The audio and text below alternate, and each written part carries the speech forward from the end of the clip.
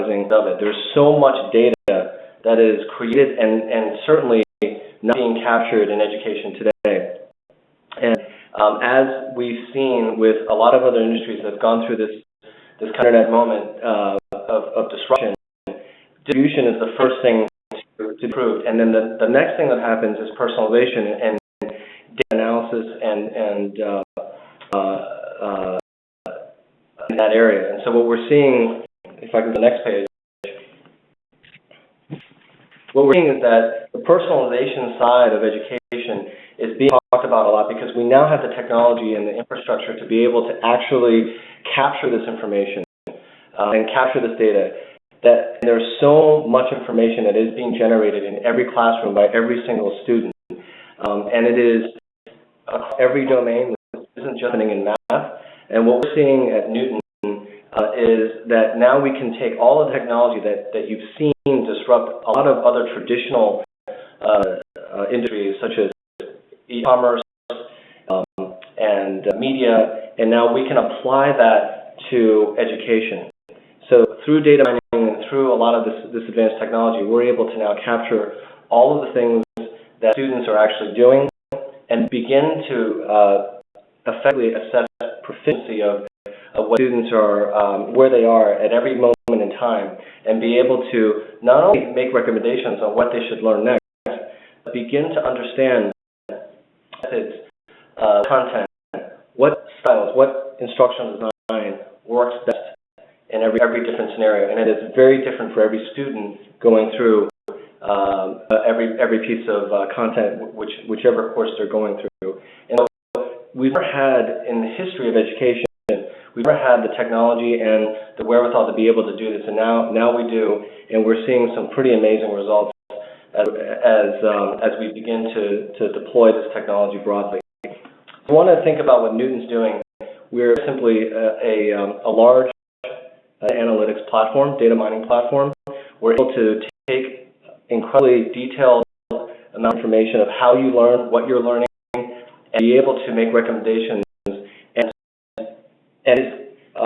that can be done in a linear path. It can be done within traditional courses. It can be done in a completely self-paced, non-traditional adaptive course. It really runs the spectrum. The other half of what we do is that provide incredibly detailed analytics and data analysis around what students are doing, how they're doing it, and it's incredibly powerful so that instructors and professors, teachers, and institutions can be able to better improve upon not only content but the design of what they're teaching, and even group students together based upon what they know and how they learn. So this individualized or personalized learning is really the goal that we're trying to achieve, because no two people really learn the same way at any given moment. And so we really believe that being able to provide this type of data per student at any given time continuously is something that will revolutionize the industry. Let me this little video. You can just hit the play button. What you're seeing here is individual learning paths within a course at Arizona State, and every little dash is a student working their way through bundles of content within a math course. And get this to work. What you see are those lines moving through every single one of those circles, which are bundles of content or even representative of chapters within a course, working their way from the top to the bottom. Doesn't look like we can get this thing going, so we can skip it. As I mentioned, the analytics and data capture is the other really interesting aspect of what we do, and begin to understand what's actually happening. The power of the network effect is incredibly useful for understanding what's actually happening. So we can begin to understand by student what they're having trouble with. The problem that they may have in math may be actually due to reading. It can actually be due to the fact that they can't understand right triangles. So this data that we're able to produce can be incredibly predictive because we are able to actually get a lot of data around students who are like this particular student as we use advanced psychometrics in addition to data science in analyzing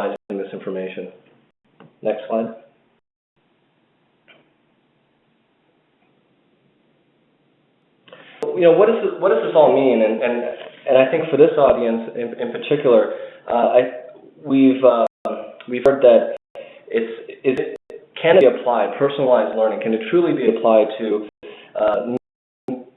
different domains outside of math? I think math was this one. It's very simple to understand how you can work through the hierarchy of content and understand that you need to learn concepts in this area before the next area. You need to learn algebra before geometry, but it really can be applied to any content domain, as long as there's a rubric around what constitutes proficiency, and that can be set by the teacher, the professor, the institution. And as long as there is some guideline or rubric around that, we can make it adaptive, and technology can provide that type of advancement for every student.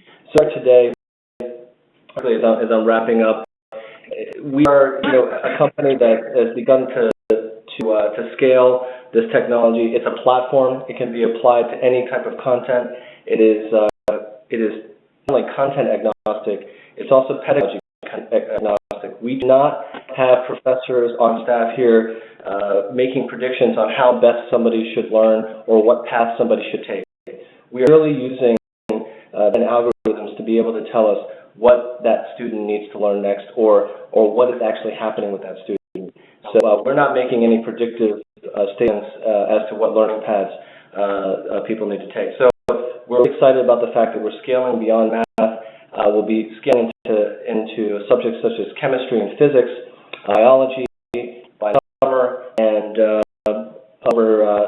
probably over 3 million students by the end of next year. Thank you for the opportunity to talk to you guys today. Thank you, David, and thank you to Knewton.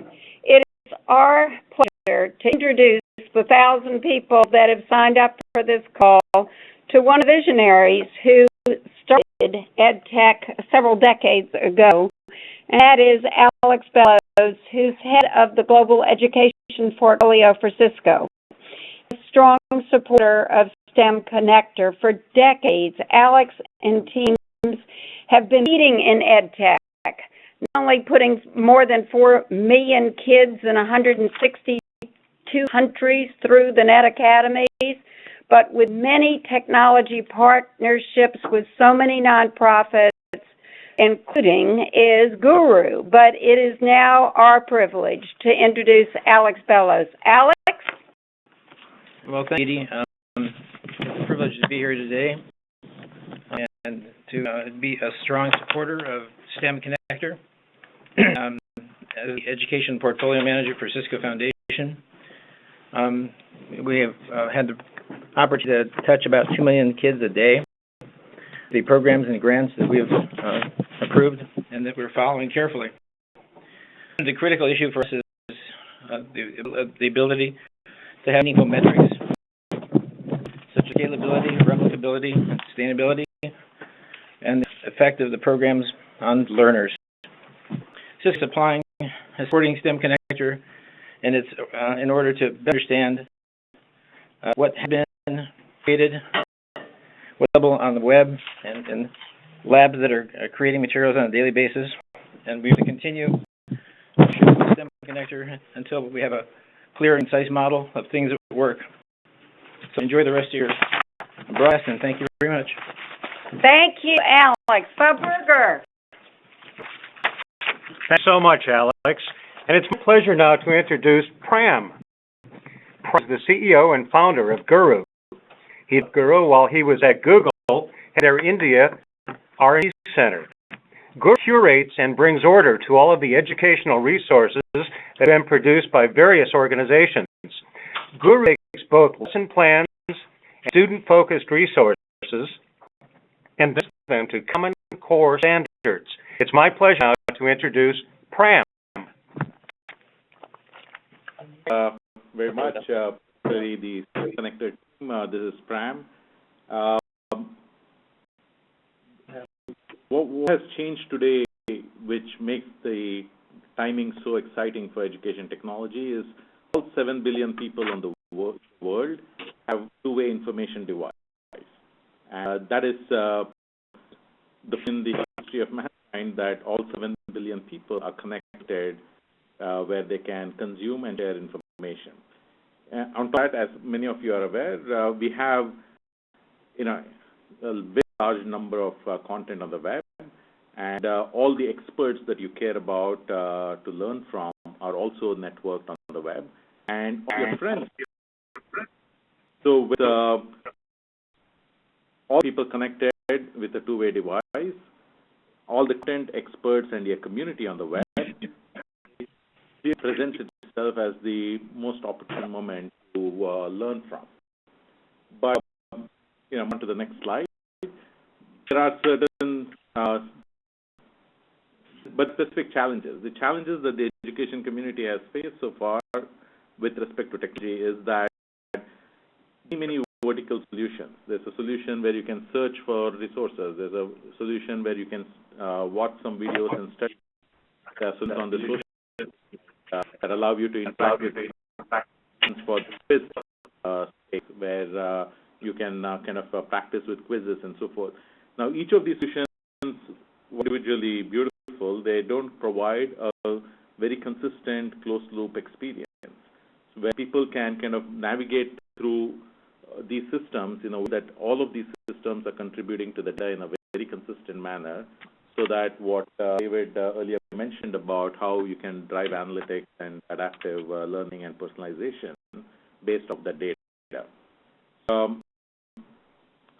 that's one of the big challenges. While we have 7 billion people with connected devices, content experts, and community on the web, the solutions that the teachers and students have are kind of individual islands of individual islands themselves.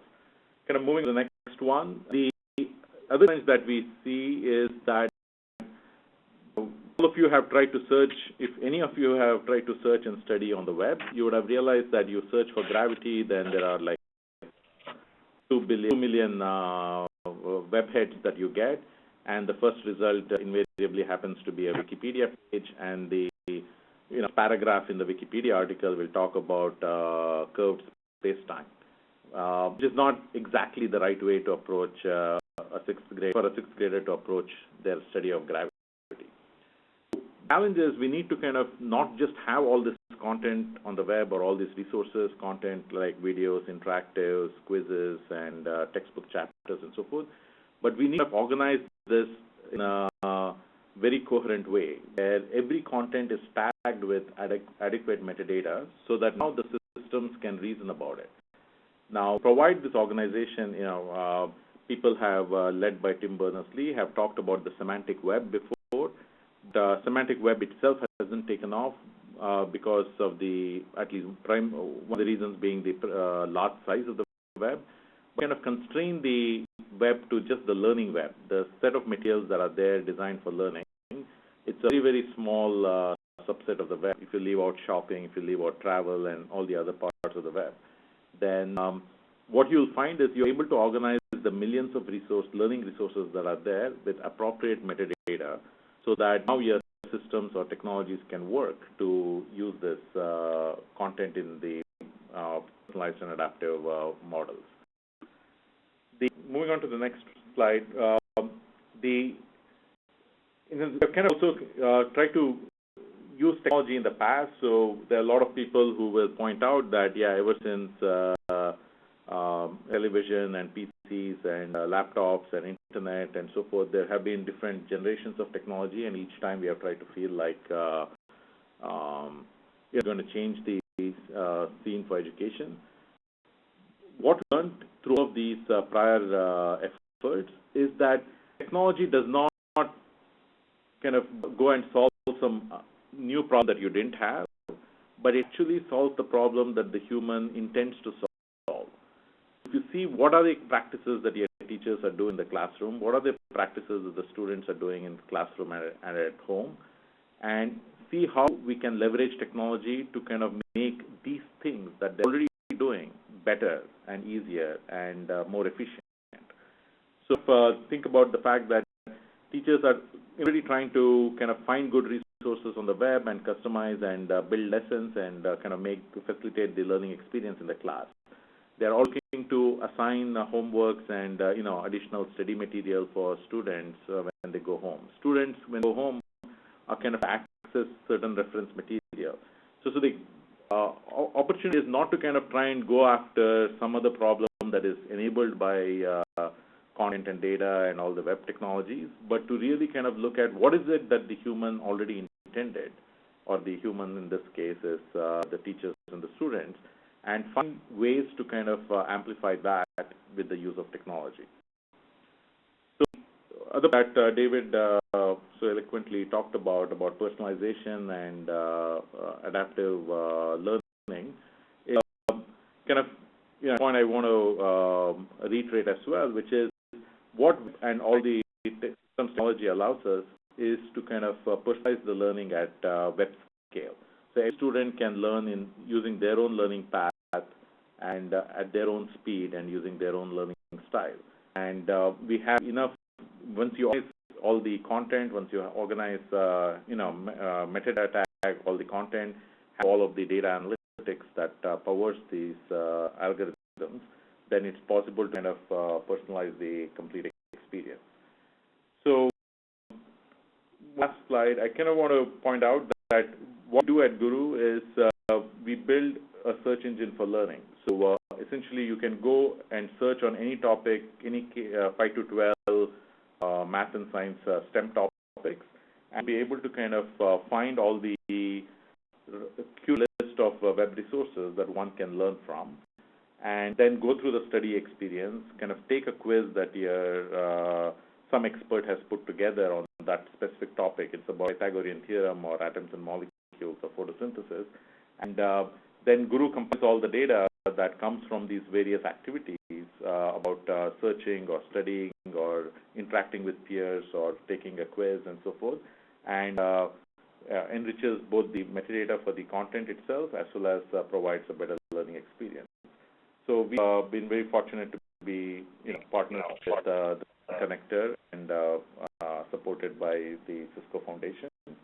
And I encourage all of you to kind of go visit us on gurulearning.org, and we are a 501c3 nonprofit, and every technology that we have built and invested is Thank you, Pram. I'd like to introduce Doug Levin, is the director of the State Educational Technology Directors Association. Is the organization that represents and provides a voice for state educational technology leadership, and their mission is to improve educational technology policy at the state level. It's my pleasure to introduce Doug. Thank you very much. Can you hear me? Well, I appreciate very much the invitation to address you today. I'm actually pleased as well to follow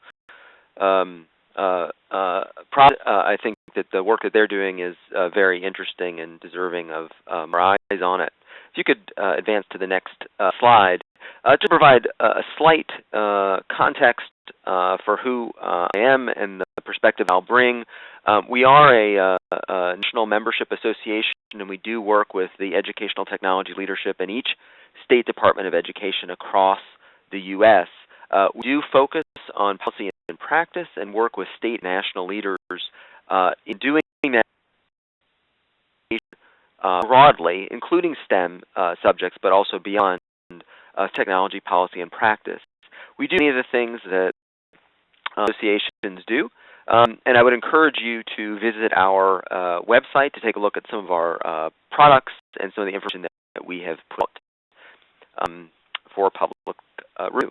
Next slide, please. Please. Thank you.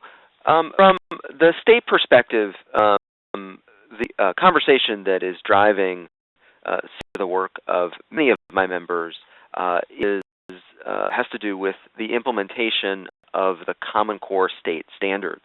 Of course, the subjects covered by the Common Core are English language arts and mathematics. Of note, there is work on science standards being done right now, and it is quite possible that we will see in the coming months and years efforts similar to that in English language arts and math happening in the subject of science. In rolling out the Common Core through the state lens, folks are primarily focused on thinking about what sorts of new instructional materials they may need to develop and deploy, how to better prepare teachers to teach to these new standards, and how will we assess student knowledge and mastery of these standards. States are rapidly moving to implement the Common Core. We expect to implement by 2014-15. Those states that have benefited from receiving a Race to the Top grant are moving more quickly. There are a lot of issues associated with the implementation of the Common Core, including a number of technology issues. I encourage you to take a look at a collection of essays that the think tank Education Sector put together called Getting to 2014, Bitches and Challenges Ahead. We have a chapter in this collection of essays that talks about technology's role in the Common Core implementation. Next slide, please. So one of the things that we try to do at CETA is to provide a big, longer perspective on the changes that are underway. And I think Prasad talked about a little bit, or at least referenced some of the history of using technology in education.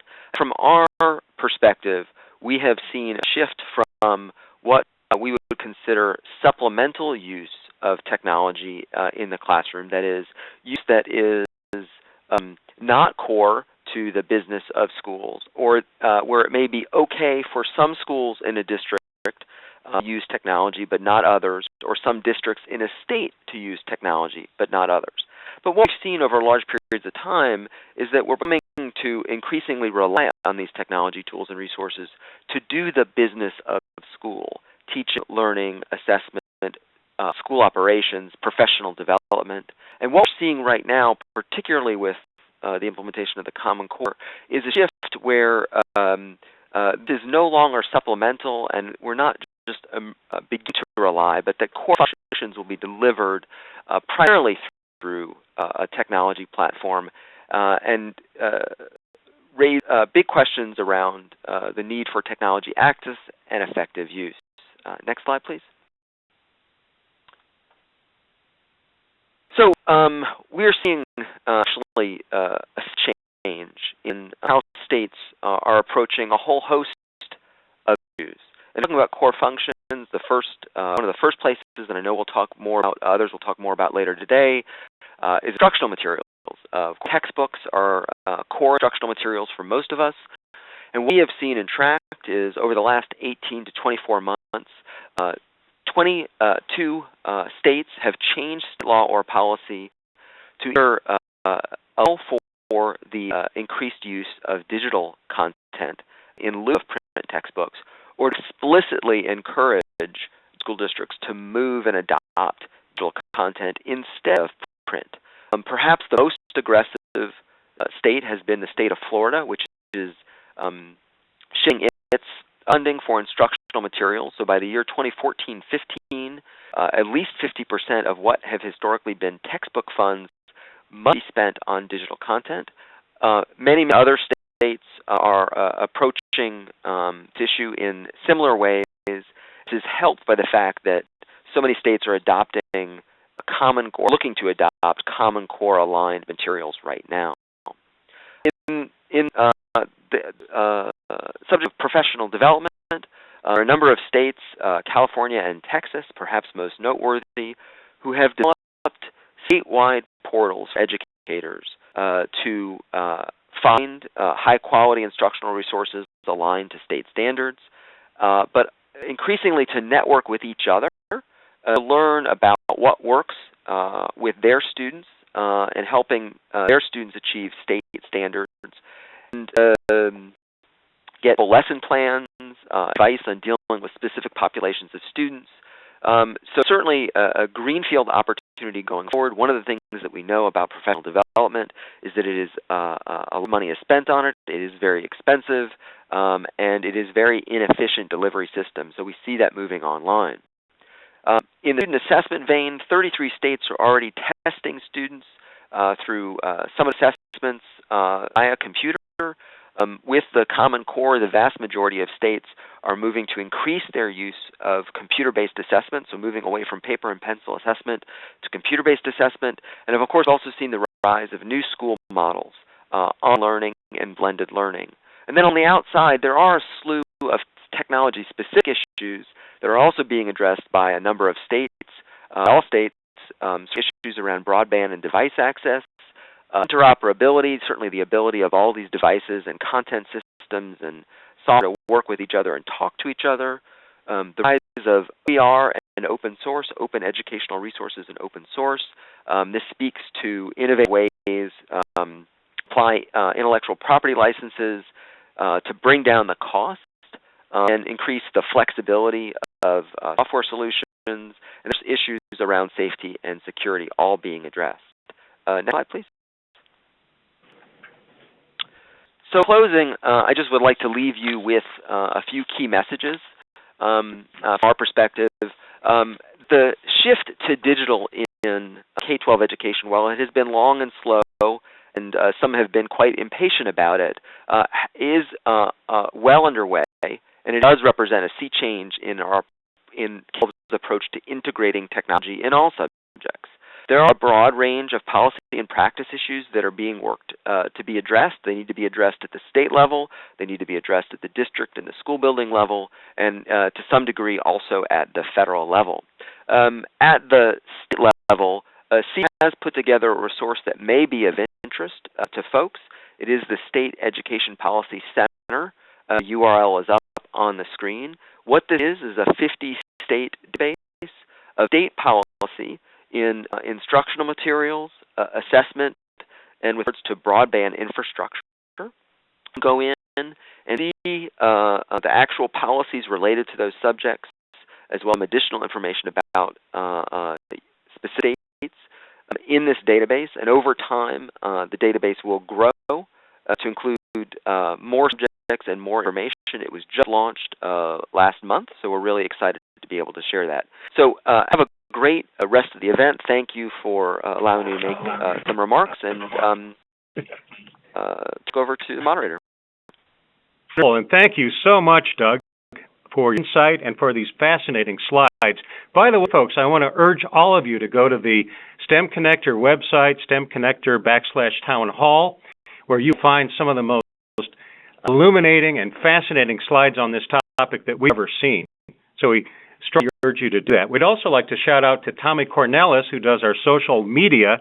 Please visit us on Twitter at, what is our hashtag? Hashtag. Our next speaker is going to be Lance Rougeux. Lance is the Vice President for Learning Communities and Instructional Implementation at Discovery Education.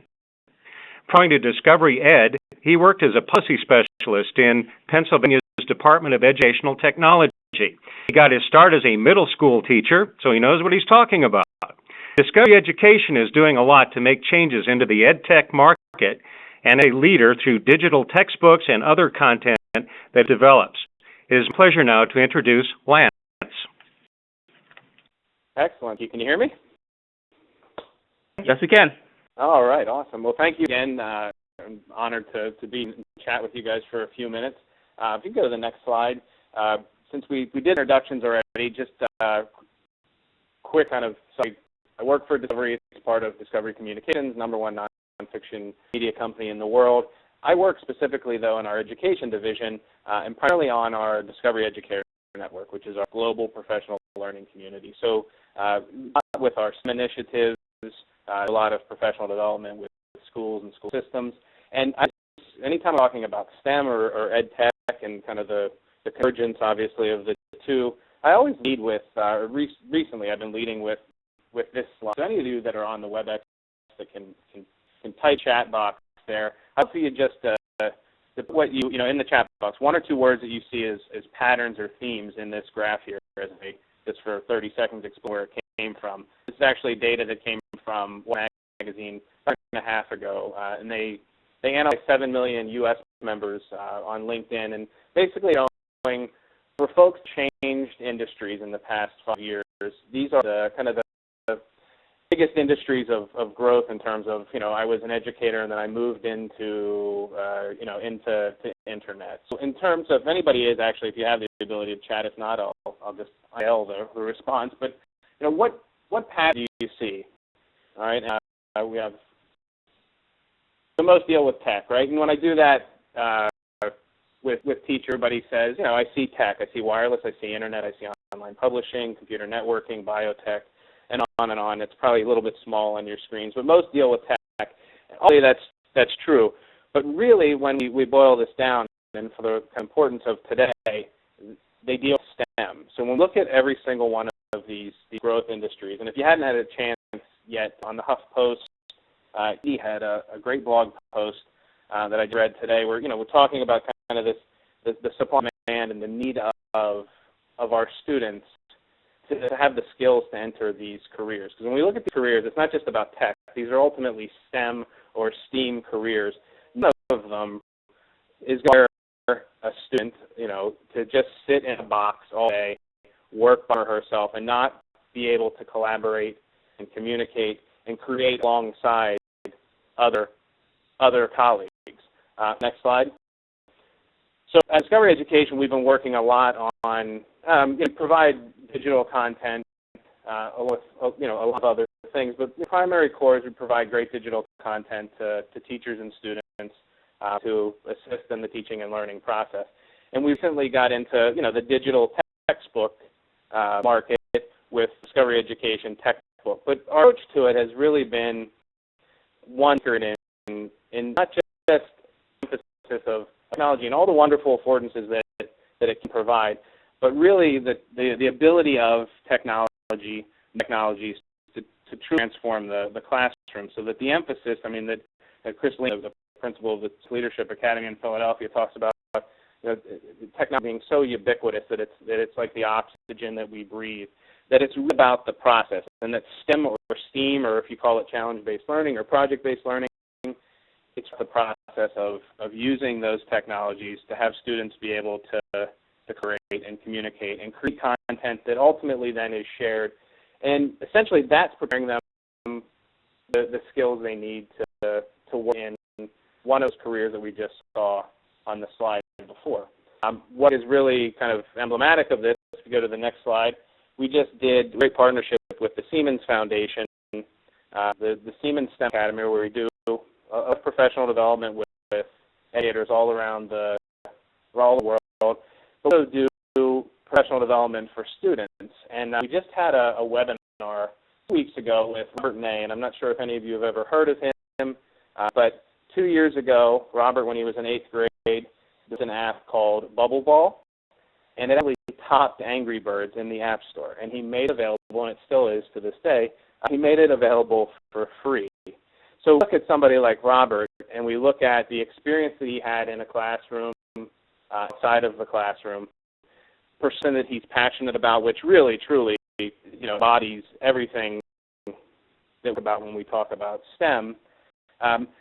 That model for other students and even for other educators, I think, is really what we're focusing on at Discovery Education, is inspiring students, inspiring teachers, and ultimately connecting them to others, so that Robert connected with other students that provide that source of inspiration, because maybe there are students on that weren't necessarily into the game design, but there are a whole host of other STEM careers connected to what Robert did. Somebody has to be that social media person to promote the app that Robert developed. Somebody has to be that great marketing person with an eye for design, graphic design.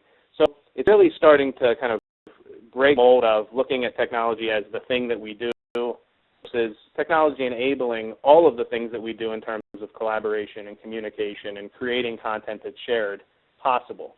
So if we go to the next slide, the one takeaway or the one leave behind that I would have for today really is, we talk about STEM, we talk about STEAM, about all the great work that's happening. I think the most important thing for students and teachers is the role of technology to be able to connect student to student, classroom to classroom, teacher to teacher, to ultimately form these kind of emerging professional learning communities.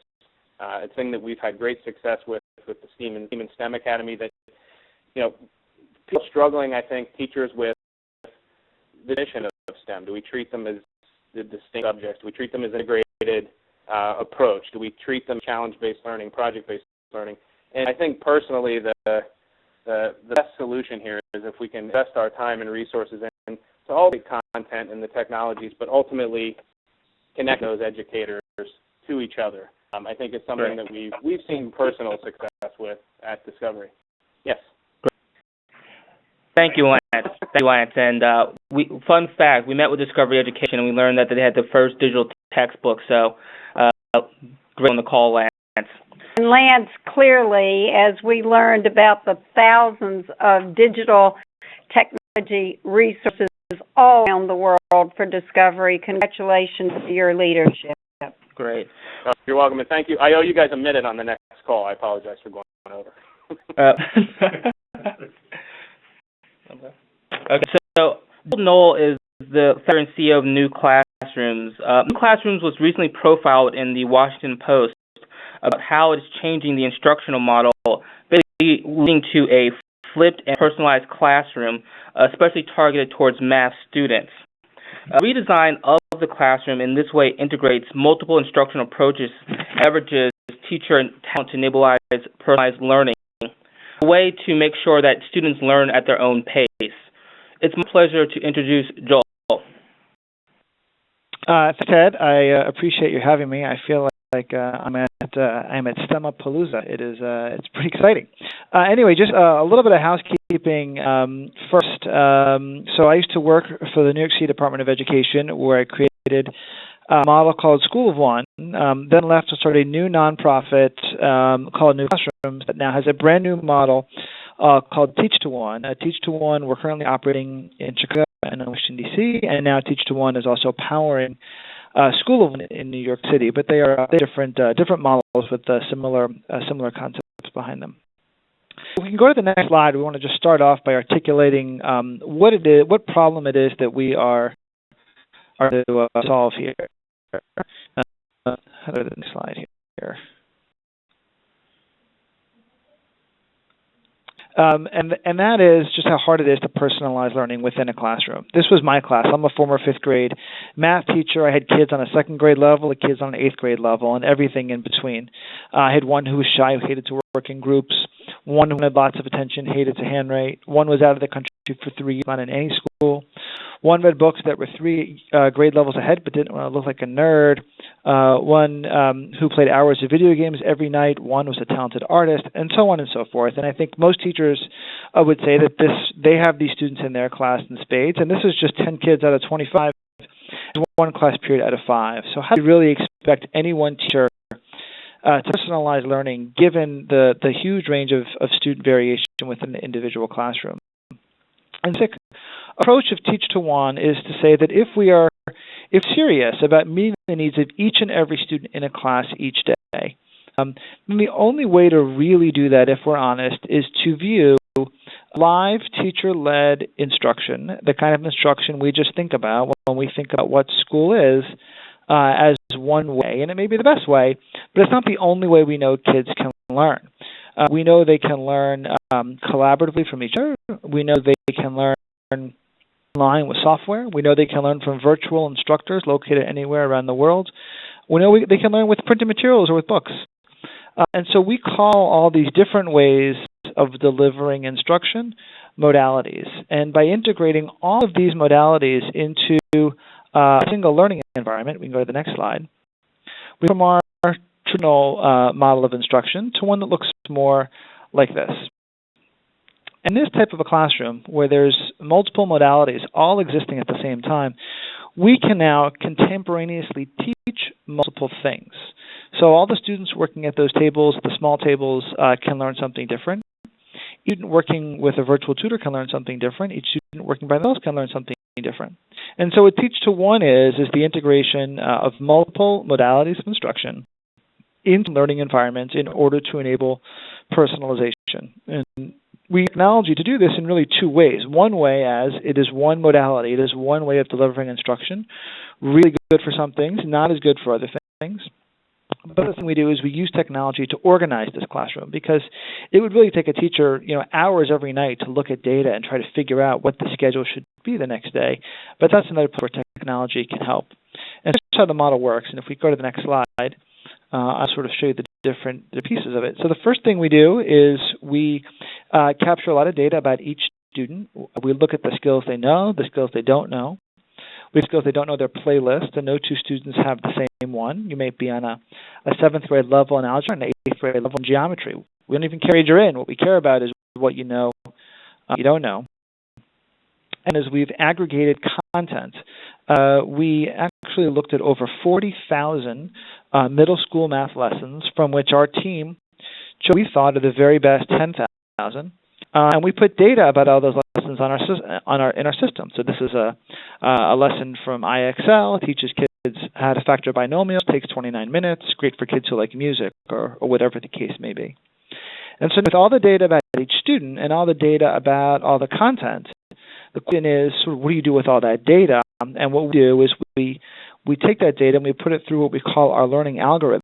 What comes out the other end is a schedule for the next day, a unique schedule for teachers where they see who they'll be teaching the next day and what they'll be teaching. So you're going to teach these 9 kids area of a triangle at 10 o'clock, and then a schedule for each student that we project on computers or actually on these big monitors that look like the monitors you see at the airport, so students know where they're supposed to go. And then if you go to the next slide, you'll see that at the end of every day, students take an online assessment. And then with the data that we get from that assessment, we're able to do 4 things. Number one, we determine what student is ready to move on to the skill on her playlist. If she does well, she moves on. If not, she gets the same skill but in a different way the next day. 2, we update the profile. So just like Amazon learns more of who we are as consumers each day, we learn more about what works for each student and can use that information to inform future schedules. Third, we go back to the content providers and they look, your decimals lessons are doing great, but your fractions lessons not so much. We pay the content providers based on how often we use lessons, and we schedule them based on how good they are. So we can actually take side-by-side lessons from different publishers, different content providers, big and small, and begin to sort of look at the effectiveness of all those different types of lessons. And then finally, over time, as more students are in the system itself gets smarter. It begins to recognize patterns. It says, Maria, who likes dance and has learned about area of a triangle, I've had 50,000 students with this profile before, and there's a great lesson from this content provider, another one from that content provider. That's how the model works. We are part product, part service. We spend a lot of time on obviously algorithms and the content and the academic backbone, but frankly, even more time working in trenches with tools to facilitate the change from the old sort of textbook-based math programs to a multimodal, personalized, and more adaptive approach. Go to the next slide. We'll show you that where we are today is we are currently about 3,500 students are getting their math instruction. Most of them in New York City. We're at one school in Washington, D.C., and 2 in Chicago, serving about 3,500 students. I expect by next year we'll probably be in 2 or 3 more cities, serving maybe we'll probably be in for next year. We're still learning. This approach is still new. We learn something new every day about the technology, how it can get better, how the academics can get better, how the operations can get better. But we think it's this kind of innovation of sort of reimagining the entire delivery model that will really sort of facilitate the personalized learning that all students deserve. Thank you.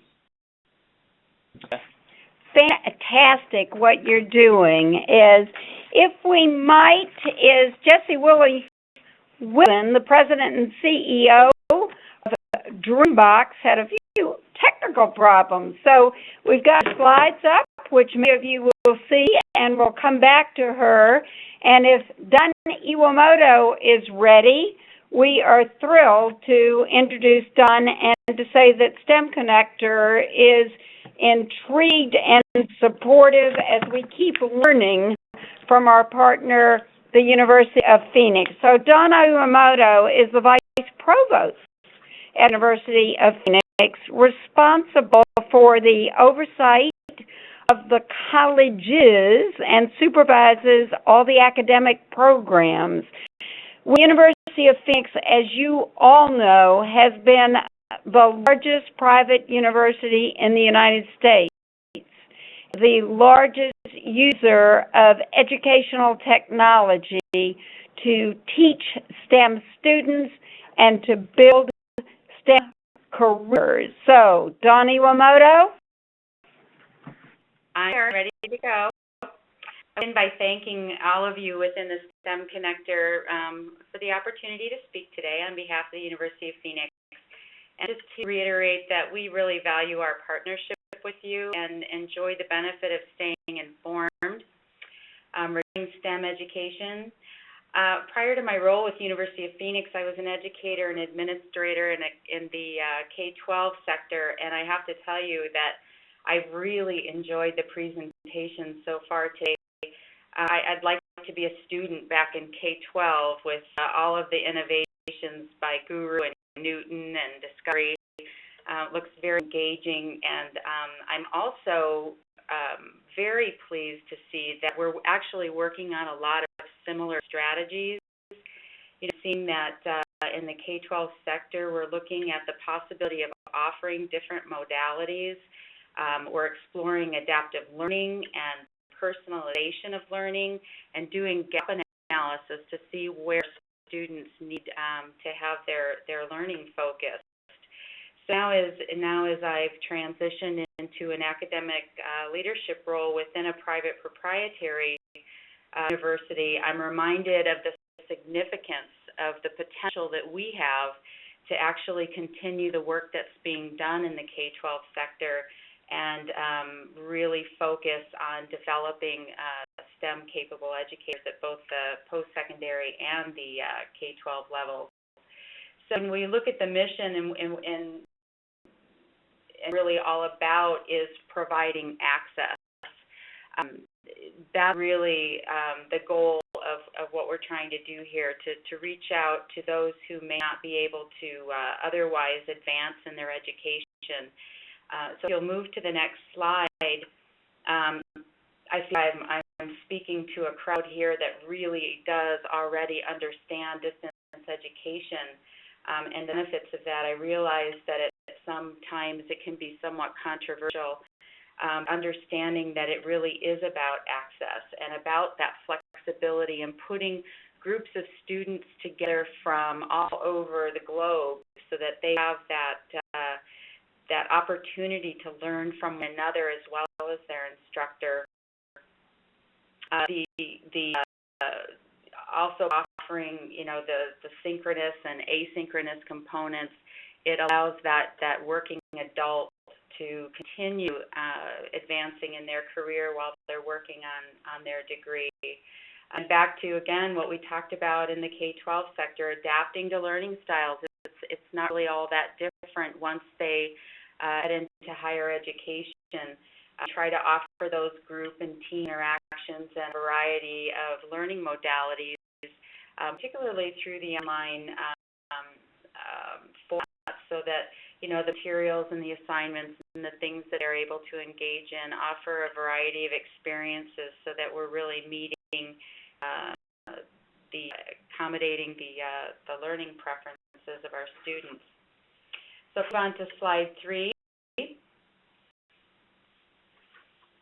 The goal is to use educational technology really to engage our students and motivate them and to improve learning and retention, which again is not all that different than what we're doing in that K-12 sector.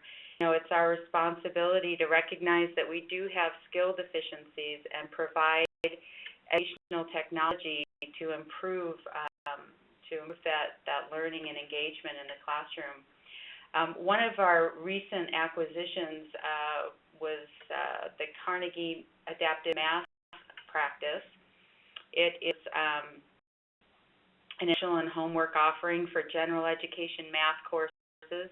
The students are coming to us. Oftentimes, they have those math skills. They had them at one time, but they may be out of school for 10, 15 years, and, you start trying to engage in those activities, it can be quite challenging. Rather than really looking at remediation at this time, we're focused on just-in-time interventions and offering the students a timely tutor service, also creating the Center for Math Excellence, which provides tutorials and workshops and that personal assistance to students that require that additional support in math.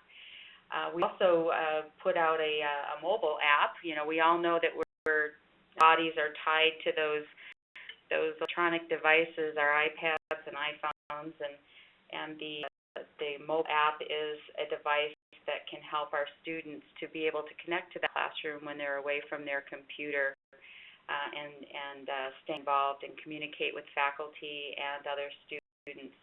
I also have an opportunity to connect through our social networking platform called STEMconnect. Again, we all have some experience with the power of that social networking. So to go to the next slide. Again, with the active learning tools, we talked about it earlier in the 12 section, looking at how we can see the impact of technology in the classroom. We've created what we're calling the Classroom Without Boundaries. It's designed as a research center to test the impact of learning technology in the classroom, and also includes a usability lab to track the student behaviors in response to new products that we're asking our students to use. So go to the next slide. Trying to focus on those course offerings, program offerings that can really help build the gap in STEM education, and looking at expand those, over time, and also offering some certificate programs, some stackable certificates, so that they can possibly, our students can work on those career first certificates. We're able to maybe earn a certificate in technology related fields, and then in their career, and then come back and finish out the degree. So really looking at some creative and out of the box thinking on how we can meet the needs of getting those students into the workforce, which is really the focus of our Education to Career initiative, identifying those career competencies that employers find important and mapping the curriculum to meet those competencies. Also, looking at Project Spectrum is something that we're working on to really focus in on different pathways for students to meet those diverse learning needs. So in the interest of time, I know that we're pretty limited here. I want you to know that we really have a strong commitment in developing in the STEM areas, and that we recognize that critical need. And I thank you again for your time and attention to this critical issue in education. That is fantastic, Dawn, and the numbers of students that you're reaching, the number of careers, materials that you at the university are assessing and were able to access is something that we salute. I want again to say that the slides of Jessie Woolley Wilson from Greenbox are up, and we were hoping to connect with her, and we will move on. We're also waiting for our first senator, Senator Maria Cantwell, to join us, and wonder if the senator is yet on the line. They asked to do it right at 2 p.m.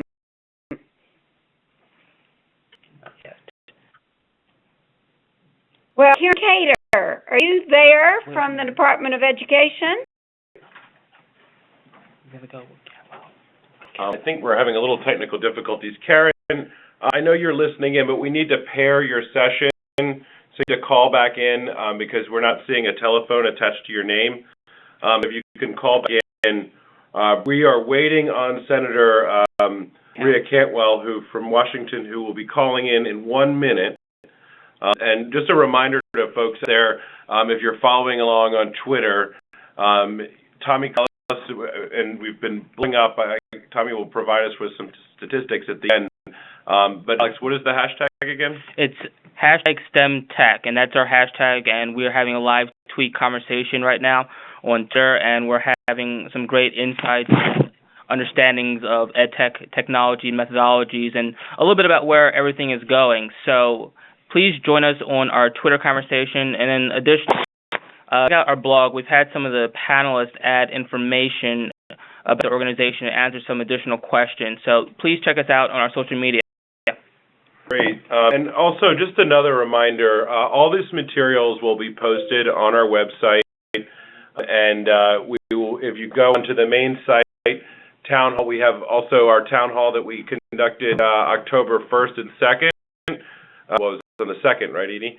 That we conducted on STEM results. We have the other one that we did in May. Both of those are great resources.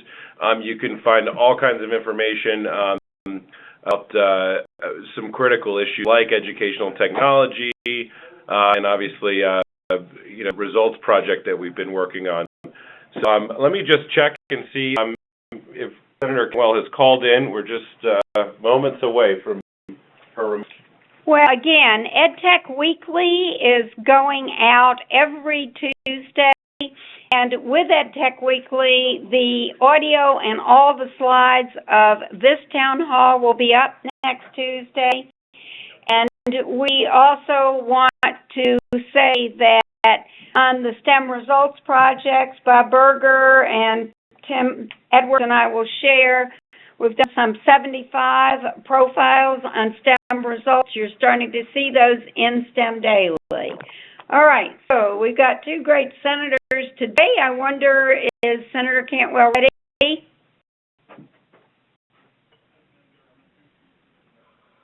Senator Cantwell. We're transferring through. One moment. Okay. Ready? She's on. Senator Cantwell? She's just got her on the phone. Okay. And she will be right with us.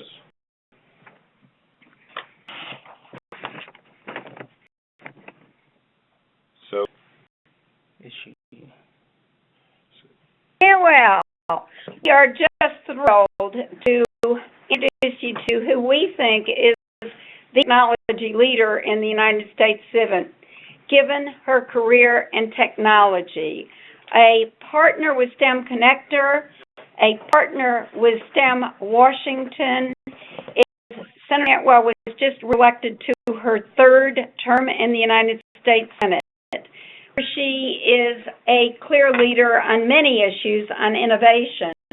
But I think what's so interesting is we all shared, she came from a family as the first in her family to go on to higher education and with the help of Pell Grants, and then went to build several technology companies before the U.S. Senate. Today, she's on the Committee of Commerce, Science, and Transportation, a real leadership on the Subcommittee of Competitiveness, Innovation, and Exports, but the Subcommittee on Communications, Technology, and yes, the Internet. So we are truly thrilled to see that we, with the state of Washington, see such leadership from Senator Maria Cantwell. Maria? Well, thank you, Edie, and I want to especially thank you and everybody who's on this call as part of the STEMconnector, because I appreciate so much to be with so many thought leaders who are really transforming science, technology, engineering, and mathematics education. And I know you're thinking about, as we are here, the larger secondary education paradigm and what we can do to help our economy and help be competitive in a global marketplace, which we're all in. So just want to say thank you so much to all of you. I want to make a few remarks about the work that I look forward to doing in the 113th Congress and how imperative it is that we keep this conversation we're having today to ensure that everybody has a chance to get education of a higher level than what we're presenting today, and certainly making sure that we secure high-wage jobs in the STEM fields, because this is clearly what it's going to take for America to be competitive. And what we need to do as a country, as an economic strategy, is to realize that the education of our skill level is imperative to where we're going. I look at this in our state, in aerospace, which is a big part of our Washington state economy. We have 21,000 job openings in Washington state over the next 10 years. These are what we need to do to stay competitive as a nation in aerospace manufacturing. So STEM is the backbone of our Washington state economy. We look at what, say, in our state, we have 380,000 technology industry jobs and nearly 827,000 other jobs throughout our state that are related to technology. So it's equivalent to about 1.2 million jobs, or 42% of Washington's employment. We do have a challenge, though, and the University of Washington in the College of Engineering ranks 45th, though, in the country in computer science. That's in the degree production relevant to the job field. So we know that we have been able to recruit a lot of people to Washington State from various other educational backgrounds across the country, but we want to increase the number of engineering degree jobs and productions in this particular area of our state. A study that was done in our state showed that over the next 5 years, our schools are expected to graduate only enough credentialed students to fill 67% of our anticipated job openings in engineering and only 56% in computer science. So for us in our state, we know exactly what we need to do. We need to make an investment. We need to fill these slots and recognize that we have a skills gap. So to close that skills gap, we are definitely looking at many issues, but one of them obviously is that the innovation of education and education models that will help us fill these slots in high-paying jobs that are so important to us that are available in STEM fields. For us in Washington State, we need to educate individuals who can compete for these jobs, and we have to change the education paradigm. That is, we have to be able to innovate new education models that will help us produce more students. I think what Bill Gates said when he was quoted saying, training the workforce of tomorrow with high schools of today is like trying to teach kids about today's computers on 50-year mainframes, is a good quote, because it shows you that we have to think about how we change our model, not just what slots are, but how we actually change the model. So we actually know, and you all are very, very involved in this, the changes that we need to make to high schools and secondary schools so that we can educate more students and do so more effectively. I know New York Times recently called 2012, I'm sure many of you are familiar with MOOCs, the massive open online courses, which are free online classes open to all who have the potential to transform education and the learning experience. And the notion of getting more information out there through free, high-quality courses, in my mind, is a game changer. It doesn't mean you're going to change the entire system the old way. It just means what are some of the avenues for driving down information across a broader delivery system that can help us prepare more people with more skills so that they can get the eventual accreditation that they deserve. I think primary barriers to higher education attainment, if we do it that way, are just affordability and convenience. And I think that MOOCs have an ability to look at both of those barriers and help us get over them. I think they're especially attractive in non-traditional students who need the affordability and flexibility of advancing education so that they can get into these jobs quickly. So to me, this is one area that we want to continue to focus on. And I'm so proud that our state has been leading the way through the Melinda and Bill Gates Foundation. They recently announced 12 awards totaling $3 million for investment in MOOCs, including a grant to the American Council on Education to test the viability for college transfer credits and to establish the President's Innovation Lab to explore new models for higher education. So these kinds of investments help us yield data and will tell us more about how effective MOOCs can be, and offer different information about our students and their level of motivation. In Washington State, we've had some experimentation with online and distance learning education for a bunch of different reasons. Obviously, we've had high demand for certain professions, and we've had needs to make the education experience more diverse. So, for instance, the University of Washington School of Nursing has been ranked number 1 by U.S. News and World Report among all nursing schools in the country for the last 27 years. And that particular program offers students technology-enhanced distance learning options for selected graduate courses.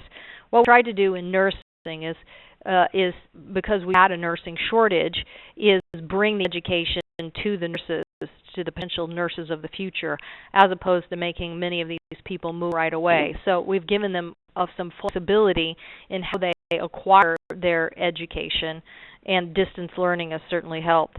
While the specialties, require campus requirements, the TELD, the distance learning program, offers some students the ability to graduate degrees through some of these more flexible learning options. So they can take best advantage of the courses and classes they need to take in real-time video conferencing in rural and remote areas.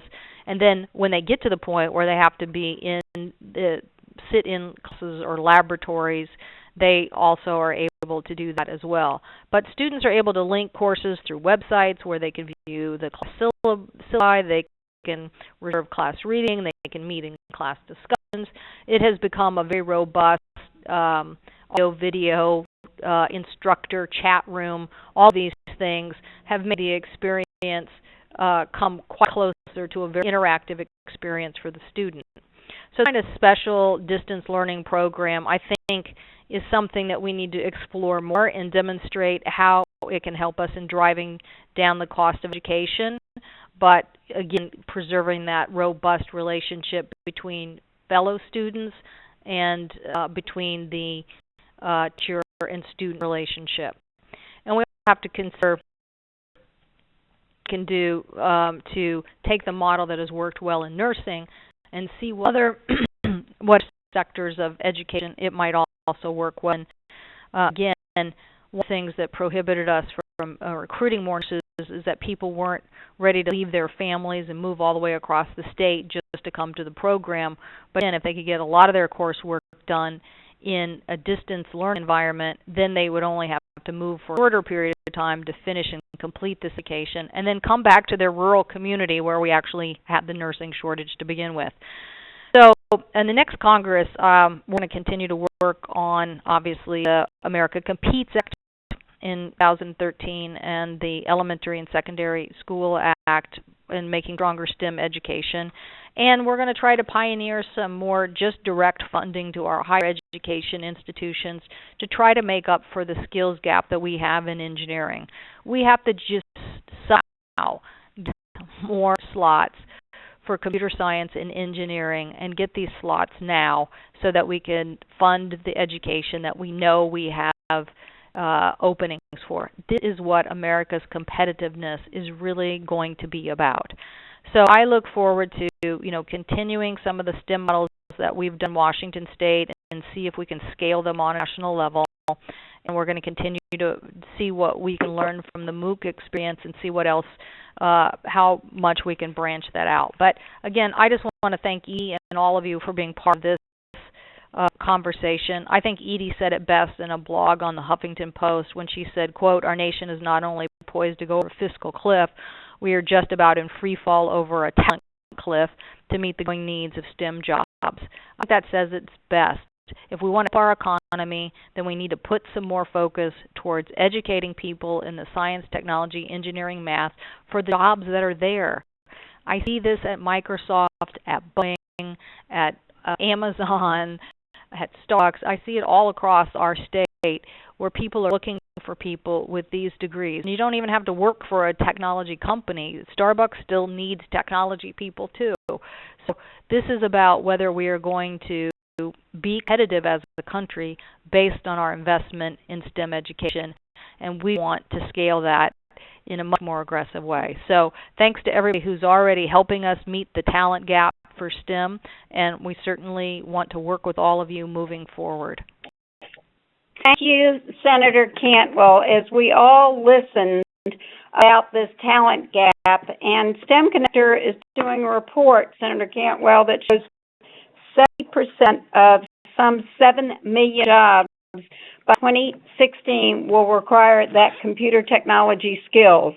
So what you're saying on that skills gap, what you said with the MOOCs, what you've said on innovation labs, what you've said on rural and remote learning, and what you are helping to lead not only in the state of Washington, but for our competitiveness.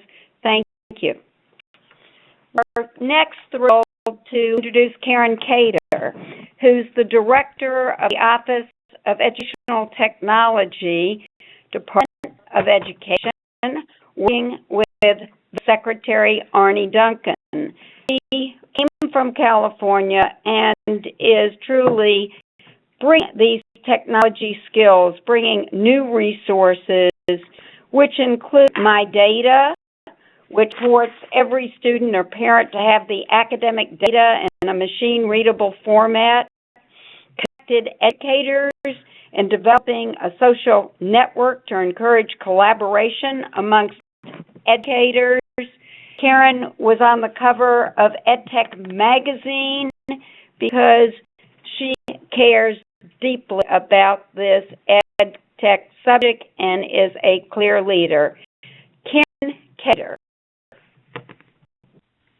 Thank you, Rich. I appreciate your work today, and it's interesting. I've been listening to this last several speakers, and especially the previous speaker, Senator Cantwell. Definitely, what she's saying is exactly what we're saying here at the U.S. Department of Education. That now is the time. We need to power up learning. We need to leverage all the best possible technology tools. We need to achieve a network effect with respect to the distribution and access of the best opportunities to learn. So let me just kind of run through some of the things that we're thinking about and how we're talking about this. So first of all, 2 years ago, we launched the National Education Technology Plan, which is on the next slide, the first slide. And the National Education Technology Plan was really a learning plan. It was all about learning and how we can, in fact, vastly improve the opportunity to learn by leveraging technology. It talks about learning, connecting informal and formal learning environments. It talks about having students with the tools and resources in their hands so they can do everything that they need to do. It talks about creating assessments and feedback loops so that students have the information they need to be successful, and it talks about making sure that every single teacher is highly connected and has access to the tools, the resources, the data, the information that helps them be as successful as possible with every single student. Several of the previous speakers have referenced lots of specifics and also generalities about these things. And the National Education Technology Plan actually lays all these things out with a whole series of recommendations as well. So we've sort of been standing on top of that that work that was done in very inclusive national fashion with hundreds of experts, researchers, practitioners, policymakers involved in the crafting. So then on the next slide is where are we? What is this point in time? And some people say we've been talking about technology for a long time. Change now. Why do we think that was different? Why are we talking about this as education's internet moment? And when we talk about this, right, we in the late 90s and early 2000s, we had kind of the internet became quite a force. And it's good for all of us to stop and remember that it's only been less than 20 years since we've had sort of internet to the desktop that we all could access just from a browser that we can click on if we have access to network. So there's four things. First, four trends happening right now that are kind of setting the stage for why we are in fact think that now is the time to really go all in on improving the opportunity to learn with technology. First of all is mobility. The new genre of very mobile tablets and smartphones and devices that can slip inside your backpack. Students can carry them to school and home, lightening their load. In some cases where there are safety issues, they can have a device at home and also have access at school. So mobile is the first thing. Second is the opportunity to use social interactions for learning. So many people, when they think about technology, they sort of picture, people with headphones on working by themselves. But what we've found is, in fact, that technology is inherently a very it provides a social infrastructure. So whether we're talking about the Facebooks and Pinterest and the opportunities to connect to each other, bridging social environments, or whether we're talking about the ability to connect people together to solve a complex problem, the social interactions on the internet have been greatly beneficial for learning. Third, proliferation of vastly improved, in many cases, highly produced digital content. We used to joke about, the digital content was the cat playing the piano on YouTube, but, now there is just a huge, vast resource bank of lectures and explanations and interesting talks and visualizations and all sorts of things that create a much better opportunity to leverage digital content. And fourth is this notion that we aren't talking about it's either or. It's not inside of school or outside of school. It's this opportunity to blend the best of all learning environments in the fourth quadrant there. If somebody will click. So in the fourth quadrant, we're talking about the transition from an online learning environment, strictly online or strictly in school, to really blending these things together and making sure that people are using technology not because now you have access, but it's incorporated into the very fabric, a very structure of what's happening with your learning. So Secretary Duncan in last spring about that we need to transition to digital learning in the next 5 years. So go to the next slide, please. A significant here. Actually, go ahead and continue and click on to the next slide. We've the transition from a predominantly print-based classroom to a digital learning environment. And when we think about it, the printing press, has created an opportunity for people to not only learn from other people and storytellers and sort of experts in their community, but allowed people, if they could learn how to read, to learn also from books.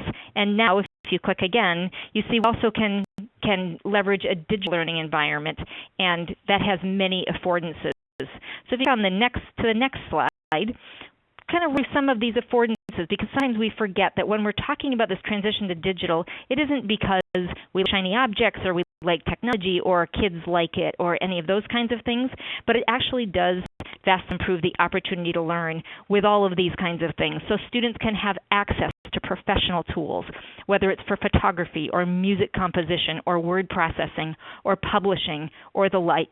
The opportunity to have these professional tools at your fingertips is the first thing. The second, and Joel Rose talked about this, is the opportunity to personalize learning and make sure that you have the feedback and information to continue your own learning, and so that teachers have that information to continue to support students. Animations and simulations and explanations and models, lots of the digital content online leverages lots of things that cannot be done in print. Experts who would not have access to primary source documents, courses, and the like. The ability and opportunity to publish to a much wider audience. We know that students really do like it when people see their work and they bring it home and they may put it on the refrigerator, but this is an opportunity with, people can write, they can write fiction or nonfiction or whatever, they can publish and get feedback to a much wider audience. Same thing with music, movies, films, videos, etc. Accessibility is a huge change when you move from a print-based only print to leveraging print and digital. And accessibility has to do with people who have different disabilities. If you're blind, you can have this text on the screen read to you. You can have explanations of what's on the screen. And then finally, and that's extended to multiple disabilities, whether it's motor or hearing or whatever, or different learning disabilities as well. Cognitive and learning disabilities are also can be addressed much more readily when you have access to technology tools.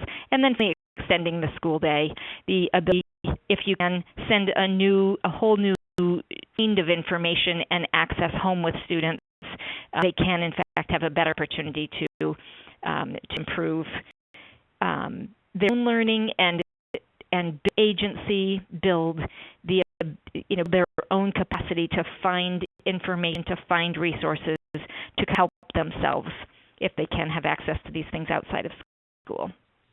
So next slide, Senator Cantwell talked about these MOOCs, the massively open online courses, and we actually think that these hold great promise for computer science, for STEM in particular. We have about 2,000 computer science teachers in this country, and that's not nearly enough to put one in every classroom or in every high school. So we need to leverage technology. We need to leverage the ability to put these things online so that people have access to the materials and resources to teaching. And it does not replace the person that's local, the teacher in their classroom, but it augments their performance. It helps them by building the environment for their continuous improvement as well as their students' continuous learning. So these massively open online courses are being developed all over the country, and you've probably heard of Coursera and Udacity and edX and Khan Academy and others that are springing up around us. And then finally, on the next slide, there's this whole other genre. The MOOCs are generally produced by somebody who is sort of already a teacher in the field. But when we think about, there are other opportunities, and P2PU is one that the people to People University and the opportunity to learn from your peers. So anybody who is an expert in what they might be an expert in, they could provide a course, provide the opportunity to learn for people all over the world who are in fact interested in the same thing that they're interested in and that they have expertise in. So all of these things wrapped together, next slide, things combine to create the opportunity to learn and vastly improve for all Americans access to this continuously improving opportunity to learn with a variety of improved materials, resources, interactions, and technologies that will support us. We make sure that we are leveraging those things, that we're not putting them online and then not making use of them. We need to build out our broadband infrastructure and make sure our policies are aligned with promoting these opportunities. With that, I'm going to go ahead. Yes? Thank you, Karen. Thank you for your presentation. That was excellent. And Karen, thank you and the Secretary for bringing this tech to the nation. Out of time. Hand it to the next person. Thank you. Great, thanks. Kimi Joe is the Director of Office of STEM Education Partnerships at Northwestern University, where he has worked on the forefront of including STEM education and online and blended learning models. He has worked on the evaluation and development of learning management systems with universities such as Carnegie Mellon, Northwestern, Columbia, Cornell, and others. It's my pleasure to introduce Kimi. Thank you. I appreciate the opportunity to be here, and I couldn't thank Karen enough for directly leading into to the topic today. Because of the STEMconnector focus, I actually do want to focus very specifically on the role ed tech can play in providing high quality and, as Karen said, accessible tools for STEM education. Next slide. Ones that we know we face, and if anything, the fiscal crisis that the schools and districts are currently facing is making even worse, that we know that the current set of experiences for learning science in a laboratory is very poor across our country. Know that for schools, the cost of supplies and infrastructure for labs is difficult, if not insurmountable. And so in many labs in urban schools like in Chicago, will often not even find a sink with running water, much less lab equipment. A particular concern, if we're to broaden the diversity of students pursuing STEM majors and careers, is that the study found that schools with higher concentrations of minorities either spend less time in labs or they don't have any access at all to laboratory experience. So these really impact directly on Karen's earlier points of access and quality, including our ability to fill that STEM pipeline. Next slide. The good news, on the other hand, is that the growing toolbox provided by educational technology, or as the NSF calls it, cyber learning tools, that can support very high quality STEM education. You can see a list of them here on the slide down the right side, and I won't go through all of them. But each and every day we see more and more of these really innovative tool sets coming online, either produced by professional scientists, by the gaming community, by the mobile learning community. And so it's a really exciting time, and we, again, to echo Karen's earlier point, need to be advocating for adoption of these sorts of tools in classrooms around the country as much as possible. So to bring that to life on the next slide, what I'd like to do is take just a couple minutes to showcase. We skip one slide there, Ted?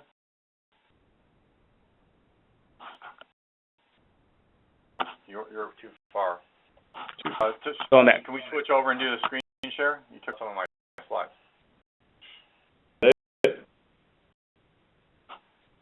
No. Can you pass the ball? Hold on one second. Yeah. Just hold on, and we'll pass you the ball.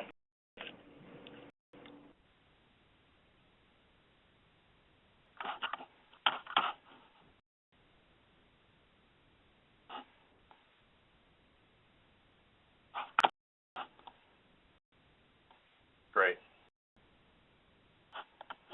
So you can see my screen now. To bring this to life, I wanted to share one of the technologies that I've been working on, which is remote online labs. In our site, ilabcentral.org, allows students to connect to real experimental or instruments at universities or labs via their web browser. So this is a great example of how educational technology can provide both higher quality and more equitable access to kind of equipment that needed for high quality STEM learning. And so in this particular lab, we're going to be working on measuring radiation from a Geiger counter. And I'm just going to cut to the chase and allow us to actually submit a lab. You can see on the right side is a live webcam image of the Geiger counter that's actually sitting in Australia. Measure the distance, the radiation intensity at a few different distances. And while we do that, we're going to submit it, and then what we're going to do is actually send the experimental design to a remote piece of equipment over here. You'll see it light up and move the Geiger counter here, this tube, up the 40, 50, and 60 millimeter distances that we specified. So I'd like to highlight, and I'll get back to in my slides in a second, as we watch the Geiger counter come to life here in Australia. Video may be a little choppier for you on the screen share than it is for me. Welcome to go back to the site and try this later on. In fact, Florida Virtual School has incorporated this into their physics class, and all their students use this instrument as part of their learning. So you can see the Geiger counter is executing my experimental design, so it's a great way to allow each student in a personalized way through technology to have practice doing experiment design, data analysis, and those other kinds of skill sets that are often lost when rushing to complete a hands-on lab in 50 minutes in a regular class period. So what will end up happening once this completes is that the data will come back, and then as a student, I'll need to analyze it and try to figure out how the intensity of radiation changes as the Geiger counter moves further and further away from the strontium-90. It turns out that the Fukushima disaster a spike in interest in this resource because strontium-90 was exactly the element that was released into the environment, and so this was a great way for a lot of students to bring that current event home and understand the science behind it. So with that, what we'll do, I think the lab is finishing up here, but if it doesn't finish in a second, then what we'll do is switch back to the slides so we can finish up. So you want to switch back over to the PowerPoint? Yes. That would be great. Hang on here. Zoom in control.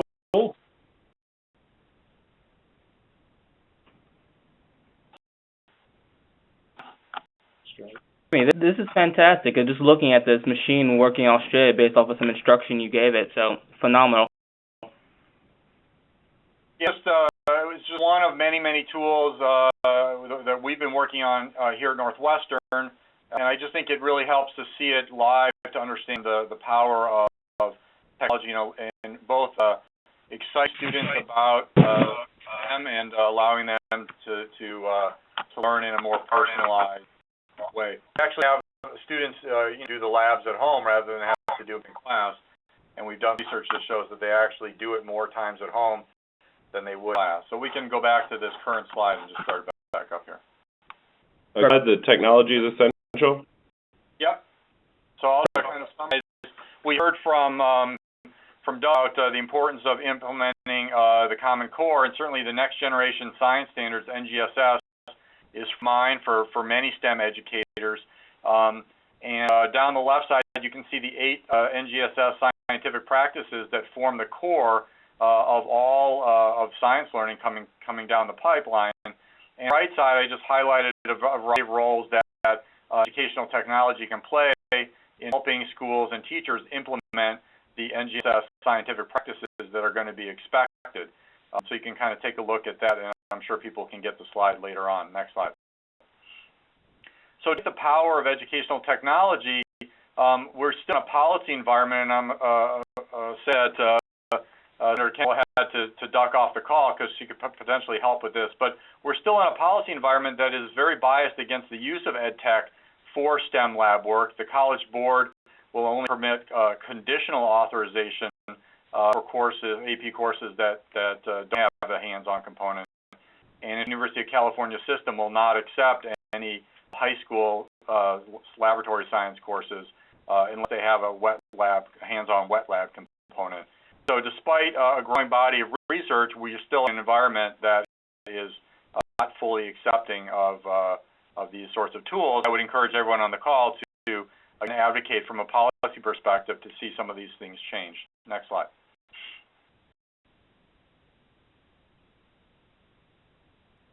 So basically, this is my last slide. Just want to emphasize the point that I see educational technology is an essential tool for providing quality STEM education, into more personalized learning, more authentic experiences for students, for supporting independent scientific inquiry and engineering learning. And the challenge that I'll leave everybody with is that we know that scientists and engineers are using technology in virtually every discipline that they do these days, and yet school science is really still stuck in a very hands-on only mindset. And the question is, are we really going to prepare our students to be the scientists and engineers of the future if we're stuck in this kind of mindset? And so that's really what I see our challenge to solve here as a community. Thank you. Thanks a lot, and I'll reiterate it. That's amazing just to see the power of how EdTech can influence STEM education. Just to let you know, we are recording this event, and check out our Twitter hashtag at STEMEdTech. I would like to take the time to introduce Todd Hitchcock. He is the SVP Online Solution and Business Development at Pearson Education, where he leads product management, product development, and business development for Pearson's higher ed products. Pearson continues to reinvent itself with the release of its open educational resource Blue Sky project and continued partnerships with other organizations. He has worked at Florida Virtual Schools as a VP of Global Services and has worked in K-12 through higher education. It is my pleasure to introduce Todd. Thanks. Can you hear me okay? Yes. Great. Well, first of all, on behalf of Pearson, I really just want to say thank you to STEMconnector for your leadership in STEM education. It's extremely important. And for personally, I'm honored to be on such an esteemed panel today. So, up ahead, I'm going to actually do a couple things in preparing for the presentation today. If we can click this ahead, please. We looked at 3 questions, and there's some latency that I'm not seeing here on the screen. But the first couple of questions that we were preparing for today is that, looking at kind of my dual experience from kind of being a practitioner and now being an educational service provider, what lens that you look through and how do you look at things? And certainly, how is ed tech affecting and improving STEM and how it's being taught in schools? So can we go on to the next slide? The first thing that's critically important is, and I'm just going to wait for that slide to pop up, and one of the first builds out here is to kind of keep the student at the very center of every single decision that's made. Whether you're an educational practitioner, whether you're a policy maker, or whether you're a creator like myself that are providing services, is keeping the student at the very center. And in doing that, one of the things that's absolutely critical is something to think about with regard to learning design, well beyond instructional design, and thinking about kind of the 4 pillars that we have up in the corners there: evaluation, policy, and user expectation, and user experience. If we just have that next build, think about each one of those things. It's way more than just taking content, put on the internet, taking content, making it available, or even putting it in some kind of a play and then putting it in a classroom and thinking that that will make a difference. That really is where we were 10, 12, 15 years ago. And while it was a good bridge to where we are now, in order to really make solutions efficacious, we need to think about all these 4 pillars and each one of these elements. Now, I'm not going to spend time talking about each one of these, but we need to think about, are we building educational solutions that scaffold on the learning that we have? Are they adaptive, like we talked about earlier with regard to Knewton? Are we using effective instructional models that were designed for technology delivery, or are we trying to replicate what happened in the classroom and do that online? So we really need to think about those things and try to focus on the germane cognitive load, focus on the learning rather than the technology itself, and that's absolutely critical. Can we head to the next slide?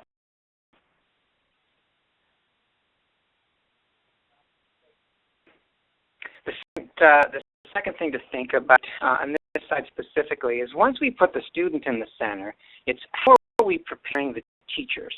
And quite often we will have policy change, or we'll want to effect change in the system, but we don't think enough about what we really need to do to make that change happen, and that really has to happen at the teacher level. If we could build out the next build here, you see on the slide I have 2 things with regard to the teacher student in the middle. On the left, we have pre-service, and I'm going to come back to that in a minute. But on the right, I have professional growth for existing teachers. And one of the biggest challenges is the thing at the very bottom here is with regard to time. If we, as with regard to STEM, with regard to educational technology, with regard to any program implementation, it's not enough just to make the change. We have to provide teachers with the tools and the times. I've got a few things here, I'm not going to talk about deeply given the time, but we need to also provide them with best solutions. Many years ago, we would change and we would make the assumption that the teacher would build these things out.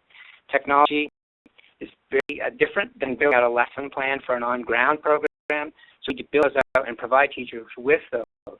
We need clear instructional and assessment strategies for instructors, and we need to teach them how to use that, and the best way to do that is through providing them with exemplars, mentoring exemplars.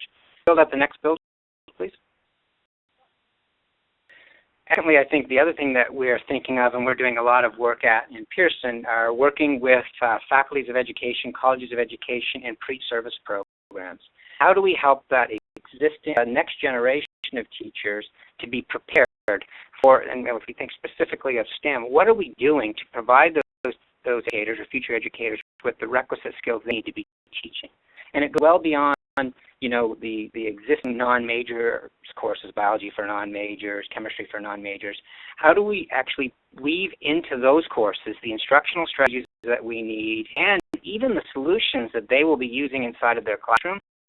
So we're going to think ahead downstream, getting back into the faculties of education and building out the appropriate structure strategies in those general education courses that our teachers are taking in the first year that are STEM focused. And we work with a number of universities around the country. That's a critical issue for us that is specific to science, technology, engineering, and math. Next, please. Next one, I have another question coming up here as the third question. It's with regard to tablets and ebooks. You can just jump ahead quickly because there's a little bit of a latency. But basically, it's what is the impact of tablets and ebooks on education? And if we can click out that first build. So on the left-hand side, I know many of us on the call can probably remember, yeah, there we go. On the left-hand side, many of us can probably remember what it was like when we were in high school. And we had access to the library and maybe some computers. But the Dewey Decimal System and the encyclopedias and books in the library and our local library were really the extent of our world. And I think the key with regard to the impact that's really changed is something that many of the people have said on the call today. It's focusing on affordability, access, and achievement. Those are the three things that I think if we're thinking about the modality with the digital book and the tablets, are breaking those barriers. And the ebook is really just the first step in a million-mile journey. It's more about how can you put efficacious solutions that are together that are designed specifically for delivery through using the devices that we've been talking about here today and the modalities like MOOCs, like online courses. How can we put them together that are specifically designed for remote asynchronous delivery or even for blended delivery? And how can we make available and highly affordable to take them to scale? And those are the kind of the key things that we're working on at Pearson, is how can we increase access, decrease costs. But importantly, how can we make sure that what we're doing is efficacious? And we believe that, my bottom right corner there, we believe that we're today with regard to educational technology, we're really just beginning, and I think the opportunities are endless. Terrific, Todd, that you're the Senior Vice President for Online Solutions, because this revolution is just beginning, even though it is happening so rapidly. Thank you so much. We're thrilled now to go to the United States Senate again, to someone that we have great respect for, Senator Mark Begich. And when you think about Alaska and how remote it is, and the caring for the underserved as well as the economy, we can go back to Senator Begich when he started out and started young in terms of his positioning and ended up becoming mayor of Anchorage and came to the United States Senate with a real caring of the community, the underserved, learning. As we heard about Senator Cantwell, they both are on the Committee for Commerce, Science, Transportation, and the Subcommittee for Communications Technology, and yes, Internet. But we are truly thrilled because of your commitment, Senator Begich, to this issue, to STEM education in general. We just welcome you to our EdTech Town Hall. Senator Begich. Very much. Thanks for the opportunity. And just to add to that, I come from a family of educators. My parents were educators. My two sisters are educators. My sister-in-law is an educator. So you can imagine the conversations we all have around the holiday season and when I'm back in Alaska. So it's an honor to be able to speak to you for a few minutes. And if I can add one thing I love to always say when I talk about STEM education is that I always call it STEAM education because it's about science, technology, engineering, and the arts and math, because it's important to combine, I think, all these elements to make prepare our kids for the future. So as I talk about STEM, I also talk about it in the form of STEAM education. Let me also say that in order for our kids, and you know this better, I'm singing to the choir here, that in order for our kids to be competitive worldwide, it is critical they have these skills when it comes to science and technology, engineering, math, to be able to compete on the worldwide market. And so it's exciting as we talk about this issue, what it means for kids today and what it means for kids of tomorrow. And as a parent of a 10-year-old, I know the power of technology and how he utilizes it every day. And I can only visualize myself when I was 10, what I was doing and using that technology didn't exist, let alone an IBM Selectric 2 was the most advanced technology at that time. So that gives you a little sense of how things have changed. We also say that your point is a good one. From my state, it is critical with technology because we have certain urban populations, but we have a lot of rural communities that have only access is by air, and having good technology and communication is critical for our young people to learn. Our university has an incredible program, Native Science and Engineering program. This brings in young people, and I recently saw a group of 7th and 8th graders building come here from rural Alaska, and having them see this experience was impressive because then we're learning about technology, they were developing technology. And it's important our young people, not only in urban areas, but rural areas, have the same level of education when it comes to STEM education. We have another program, it's called Tablets, a tutoring program. I know you just talked about a little about tablets and the utilization of them. It pairs rural students up with college tutors to utilize tablets to learn education and tap into the world around them that they may not have in their small rural communities. So again, Alaska constantly is on this effort to touch the edge so we can make sure our kids have all the education capacity they can no matter where they live. I recently saw some incredible programs in Alaska where kids are being taught music and programs through the internet, through telecommunications, and see young people playing violin or learn how to weld via video conference is an unbelievable capacity for our young people. And it requires young people who want to learn, but it also requires great teachers and educators and education professionals on the other end who are getting education and getting that expertise they need to utilize this medium, ensuring that young people are connected to the world we live in. So I've seen it firsthand. We use it, as I mentioned, quite a bit in Alaska. I have a little piece of legislation I'll just mention here. I know we're on a very tight time frame, so I just want to walk through these very quickly. One is Effective STEM Teaching and Learning Act. This provides grants to states to develop comprehensive STEM strategies, which are important. It taught how to improve distance education and how these should be part of the strategy of STEM education. Because you may have programs in urban settings, but you have to have the distance learning component of STEM to be successful for states like mine or North Dakota, Wyoming, Idaho, you name the rural states that have populations spread out in hard to get areas. I introduced Investing in Innovation, known as I3. This provides grants for organizations to scale up promising activities and programs that are happening on the local level. I mentioned former mayor, I believe the best ideas are coming from local communities. And this program, this idea of this legislation, the three legislation, is to help innovation at the local level that's working and expand it where possible. It also sets aside about 25% for rural parts of the country. Many times in Washington they design legislation that's focused on urban areas and they think it's all one size fits all, and the reality is in rural communities we have unique challenges and we have to put them into the mix, and it requires an understanding that there's a certain level of funding that needs to come into rural areas. So again, our I3 legislation also makes sure there's a set aside. One thing I want to mention about the legislation too, and I know for educators and professionals in the education arena, this is important, that is we make sure some resources put it for teacher preparation.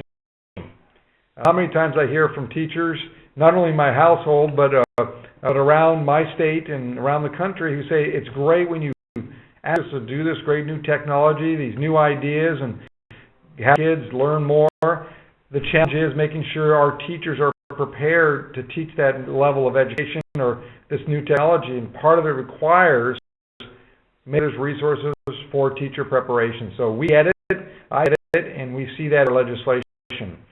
For Alaska, and really for rural parts of this country, one of the big challenges is making sure we have high-speed broadband. So in our urban areas, which is great, but it doesn't matter where you live, how small your community is, how distant it is from an urban area, everyone should have the same access to high-speed broadband technology. It is truly like our country was electrified, when electricity was brought throughout the whole country. It's the same today with our high-speed broadband. We should have the same vigor, the same resources put to that to ensure no matter where you live, as far away as small parts of Alaska and small rural communities to big urban areas in the lower 48, should have the same access, same speed, so young people are touching the world like everyone else. So a lot of great things I think are on the horizon, and it's exciting to know that so many of you are tied in here by video and teleconference to hear about what is happening on the area of STEM education. I just also always would say encourage you to add the A to it, because great STEM education, you add arts and culture, you have a great opportunity to educate young people for the future. So thank you for allowing me a few minutes to do my thoughts on legislation and how I feel about this area of STEM education. Thank you very much. Senator Gitz, I think when we think of a true public servant in terms of what you're doing to push equity for the future of education, is we just salute you to what you are doing with positive public policy. Thank you. Thanks. Have a great conference. Senator. Our next speaker is Tom DeCord. Tom is the director and co-founder of EdTech Teacher and is an all-around guru on devices and the actual implementation of technology in the classroom. EdTeacher focuses on how to effectively use technology in the classroom and to integrate it into lesson plans to ensure that even with all the buzz around EdTech, that the dollars spent are effectively used in the classroom. Tom, there?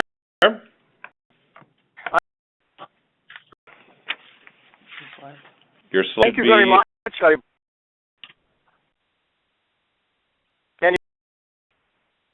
Go ahead.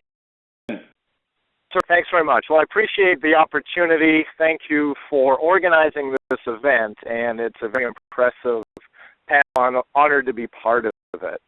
What I'd like to do is first relate that I, in my 12 years in education technology, have never seen a device or piece of hardware adopted so quickly or so fervently in schools. School districts are buying a gazillion iPads and integrating them in pilot experiments or even one-to-one classrooms. You can understand, I think there are very obvious reasons why this is happening. One is the kinesthetic value of the iPad, that ability to touch, to pinch, to zoom, to manipulate objects, provides an interactivity, an intimacy with elements in an online environment that many have never experienced before. Think of the science book that I have on my iPad, where I can physically manipulate cells. I can zoom in, I can rotate them, I can look at their structure and understand them in ways that I never could when I was a high school student looking at a picture of molecules in a two-dimensional print book. They're obviously intuitive. Kids just gravitate towards the iPads. They're very skillful in a short period of time. It becomes second nature. And you can then co-opt that engagement and that facility that they have with the iPad into meaningful learning objectives and learning practices. There are other elements that are important. The fact that for a teacher, time and space is so critical that you can transition so quickly in an iPad class from a Socratic method discussion with no technology to all of a sudden creating with the iPad to standing up and students going into various parts of the room and working together. So you can manipulate that classroom and your instructional strategies on a moment's notice.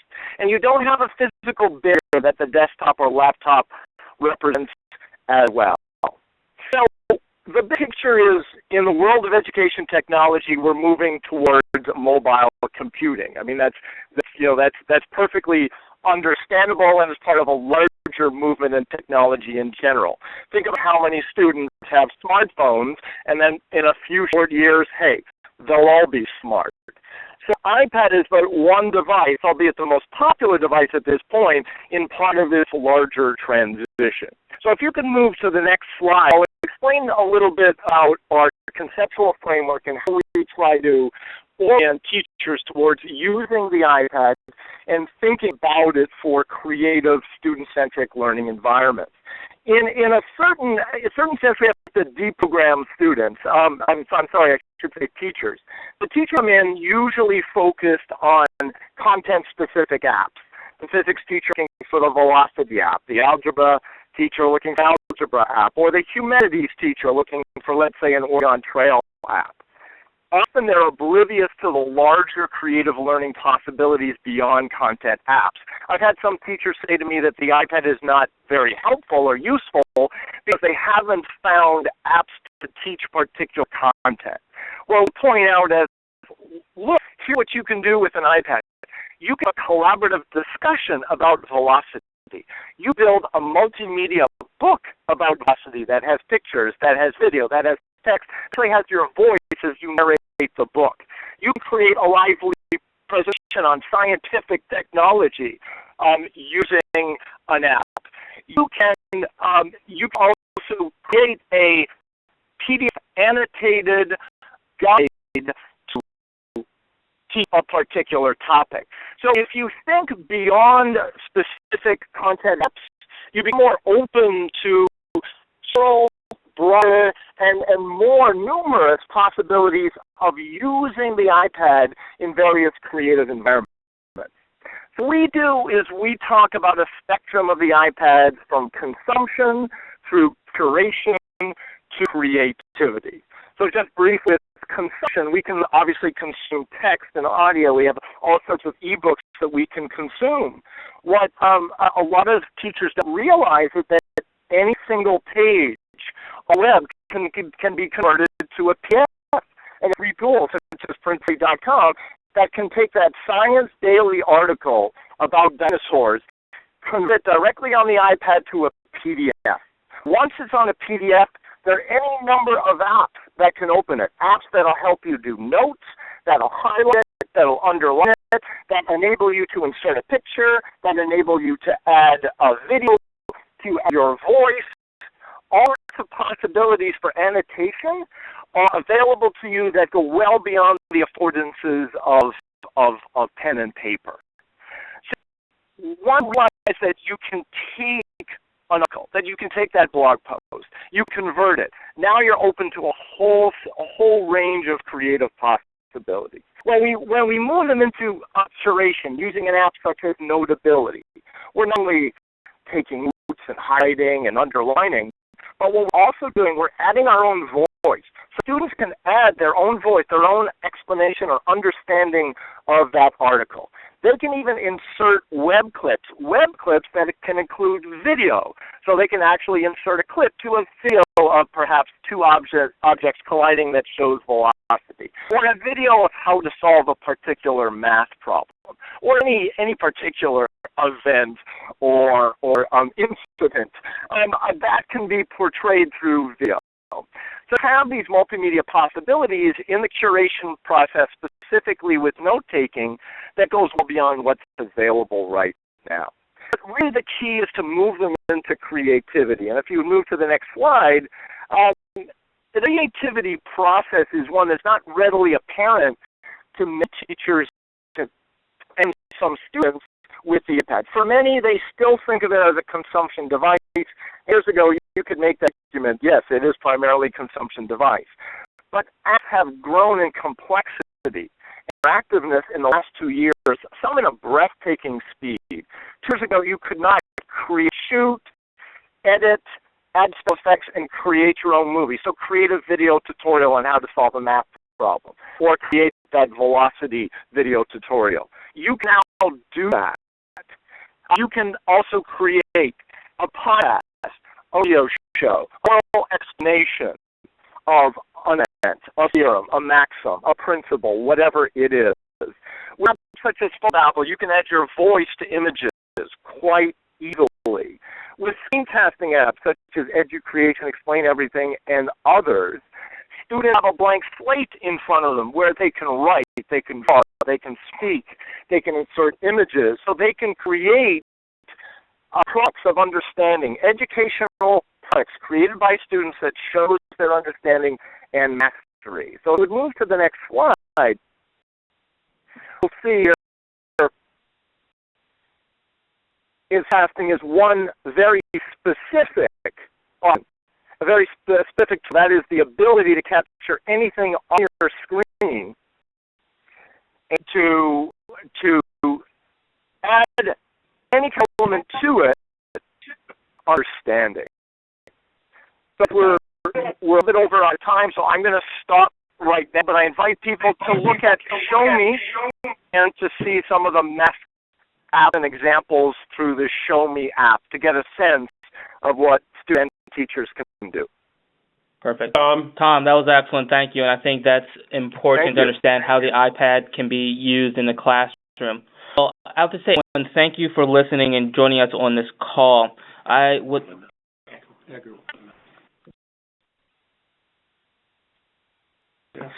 like to introduce our final speaker, Anant Agrawal, who is the president of edX, a MOOC, who is someone that you should have heard of, and if you haven't, you should Google right now. If you've heard of edX, they are a partnership between MIT and Harvard that allows their classes to be broadcast over the web.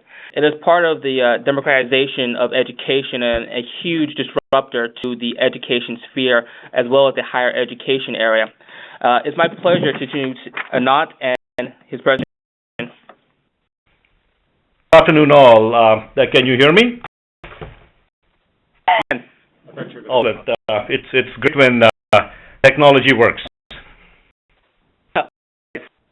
It's my pleasure to discuss with you. Before I go into what edX is and so on, let's first go on to the next slide.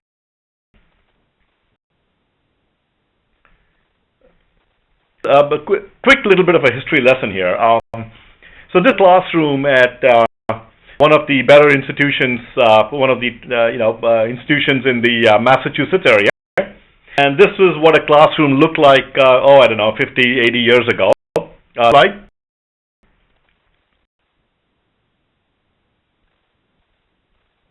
What the classroom looks like today. Notice in this past duration, it's are in color. Okay, that's huge progress. We see out there that's different from classroom of 50 years ago. Well, we do have sliding blackboards, which is, I guess, a good thing. But fundamentally, you get my drift, which is that we haven't had any significant change in education, a significant innovation in education and learning for some years. Next slide, please. This is a non-profit enterprise formed by Harvard and MIT. Both Harvard and MIT have invested $30 million apiece for a total of $60 million to create this nonprofit. The mission of edX is to dramatically expand access to education for students worldwide. At the same time, reaching campus education. So our mission encompasses both increased access to education while at the same time dramatically improving what we do on campus as well. That'll be a nonprofit.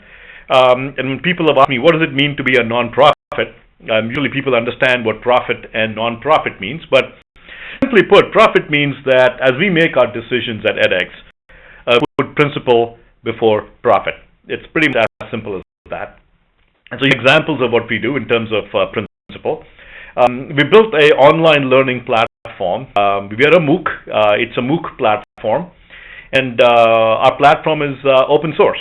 What open source means is that take all our software, our entire platform, and we will put it out there for anybody to use, anybody to improve, and do as they wish with it.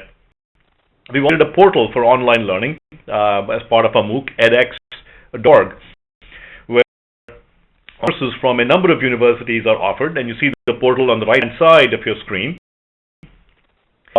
Berkeley courses are offered under the moniker Berkeley X. The UT system, with their 15 universities, has joined venture, and a number of other universities will be announced starting in a couple of weeks. We have research on online learning. When we have hundreds of thousands of students, as now we are at 500,000 unique students in edX already, and increasing by tens of thousands every week. A lot of student data, so we do a lot of research with the data as well. First course that we launched in the spring, about 8 months ago, despite very little marketing, we had 155,000 students take the course from all over the world. So pretty staggering in terms of the impact that one can have with online technology and courses.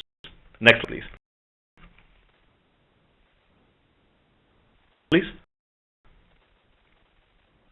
Let me walk through very quickly what a online class really looks like.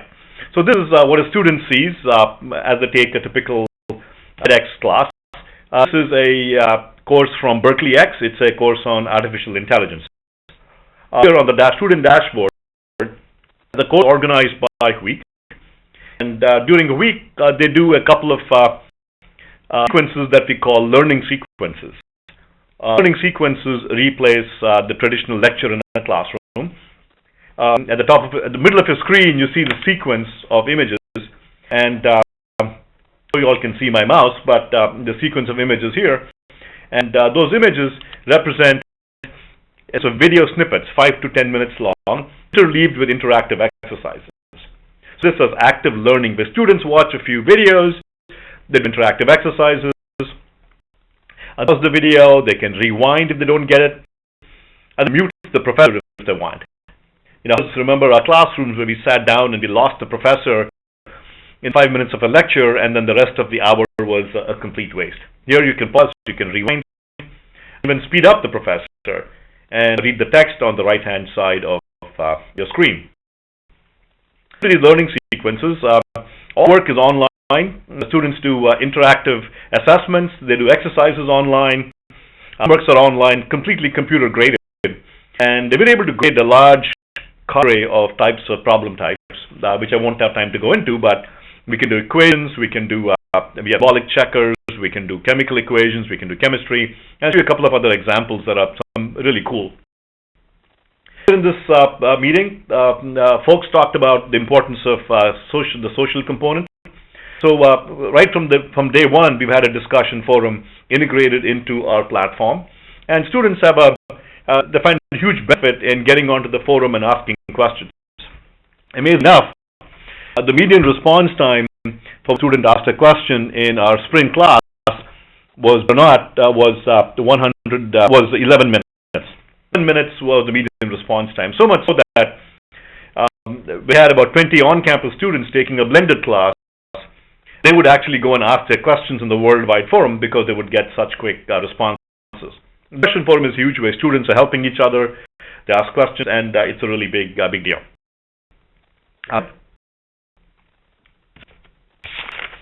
So the concept of learning sequences is very critical. So our interactive videos coupled with online exercises. And it reminds me of this quote from Ben Franklin, "Tell me and I forget, teach me and I remember, involve me and I learn." There's ample evidence, even beyond this anecdote, that has shown that learning really leads to tremendous retention of knowledge. So we believe that online learning, such as with the edX platform, will not only make education very efficient and increase access, but being evidence that it improves the quality of learning as well. Next. And learning and concepts like this really enable that increase in quality. This STEM conference, and in STEM, laboratories are really key component. And there's been a debate as to, can we really do laboratories? And people have said this is a really tough question. We've built a virtual online laboratory. It's a very game-like laboratory where people can build components and build systems which like ease. And here I will show you a little simulation in a second or how you can do physics or electrical engineering kinds of laboratories. Inside, students given a blank sheet of paper, and the concept here is how do you teach someone design in an online environment? Okay, so here's how you teach design. So we give students a bunch of components on the right-hand side.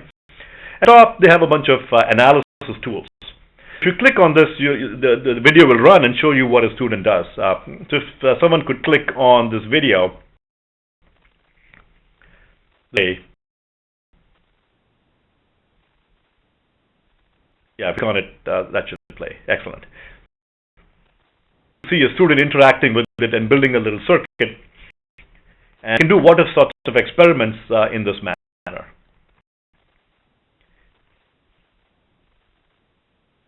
So these students can build components, do analysis. In fact, it's possible on the edX platform to put this on the wiki, and multiple students around the world can actually collaborate and do components together.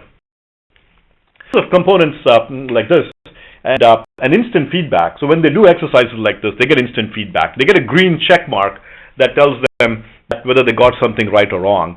And that instant feedback with the green check mark has, there have been studies that show that instant feedback dramatically improves the retention rate and the learning experience of students. Not only that, they seem to have a lot of fun. The green check mark, the green mark in edX has become something of a cult symbol. One of students on the discussion forum commented when they took the spring class and went and took a fall course from Berkeley on software as a service this fall. And, they went on to the discussion forum, and here is what they had to say about the green tick mark and instant feedback. Next slide. I missed you. So the instant feedback is a huge game changer in online learning. It will dramatically improve the learning experience and also learning outcomes for students. So let me end with that, with the little note that online learning and technology-enabled learning will really make learning much more efficient, but it will actually improve learning outcomes as well. Thank you. For what you've built already, and I think all of the approximately 1,000 people today have learned that your first class on EdTech drew 155,000 students from 162 countries, and what you're building with a commitment of $60 million from Harvard and MIT leaves us in awe and respect, and we truly thank you.